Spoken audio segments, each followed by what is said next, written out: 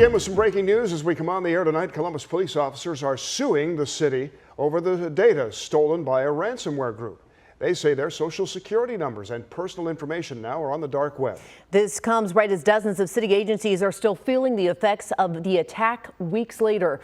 We're going to send things out to Steve Levine tonight. He joins us live outside of City Hall. What are you learning about this lawsuit, Steve? Violence is front and center again tonight across Columbus. One of the latest victims, a 13-year-old boy. Yeah, the teen shot to death at an apartment complex along Monmouth Court on the southeast side. Hours later, a little after midnight, a 16-year-old shot on the west side near Aviator and Yeager Avenues, right off of Norton Road. That teen is expected to survive. This comes as police announce murder charges for two 18-year-olds wanted for a deadly shooting on the southeast side last weekend. Police are searching for Dwayne Johnson and Isaiah Wharton Howard, both accused of killing Michael Simmons during a fight on No Bixby Road. These numbers will only be rising. Columbus police data released Monday shows at least 20 of this year's homicide victims are 21 or younger. At least 31 homicide suspects this year are also 21 or younger. A third teen is now under arrest in the terror plot. Investigators say he's an 18-year-old from Iraq and he just pledged allegiance to ISIS days ago. They say he contacted the alleged mastermind. This 19-year-old. Police have also arrested a 17-year-old. Now, a 15-year-old was questioned in this but not arrested, and police are now saying they're no longer looking for any more suspects. These would-be terrorists were allegedly inspired by ISIS to come up with this plot. Investigators say they plan to drive a bomb-filled car into the crowd to kill as many people as possible. Police did find chemicals and explosive devices at the home of one of these suspects. Swift's 3 sold-out shows were expected to bring in 65,000 fans inside of the stadium, with tens of thousands more outside. Swift has yet to publicly comment about the cancellations or the terror threat. The Festival Latino also back in full swing this weekend. And bigger than ever before, a clear sign that the area's Latino community continues to grow. Jeremiah Wilcox has more on the growing diverse community. A major scandal in the world of chess. It probably sounds like a movie plot, but it's a real-life investigation in Russia. A renowned chess player accused of poisoning her rival and threatening the lives of contest attendees, according to organizers.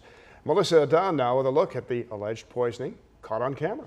Illegal border crossings dropping for the 5th straight month, and President Biden attributes this in part to some major restrictions on asylum seekers that he put into place. But as Christine Frizzell now reports, there's concern about certain people who are already here. Bombshell report revealing Iran is hard at work trying to interfere in U.S. elections through cyber campaigns.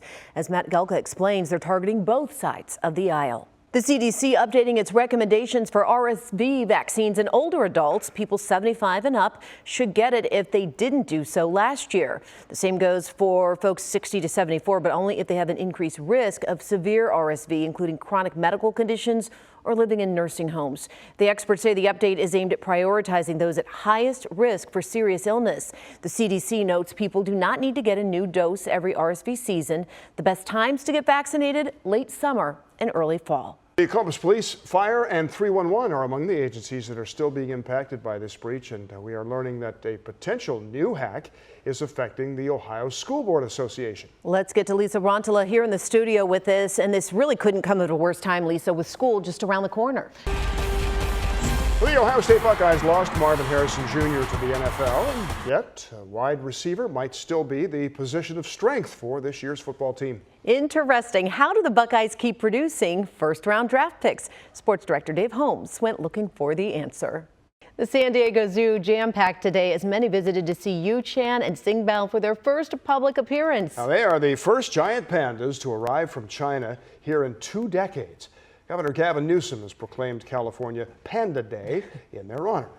It's about celebrating. Chance Donahue pleading guilty to murder charges. Investigators say he brutally stabbed his ex-girlfriend in August of last year because he thought she was seeing someone else.